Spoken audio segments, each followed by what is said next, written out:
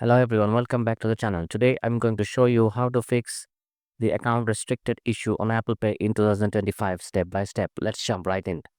First, open the settings app on your iPhone. At the top of that, tap on your Apple ID profile. Next, go to personal information. Here's the key part. Make sure your date of birth is correct. Apple Pay restrictions can sometimes be triggered by an age verification issue.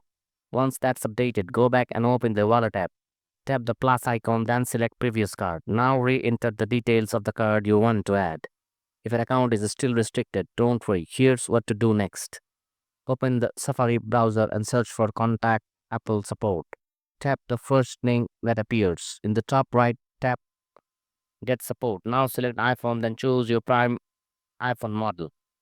From there, report the issue under Apple Pay or Wallet. An Apple Support rep will help verify your info and lift the restrictions. And that's it. Your Apple Pay should be working again.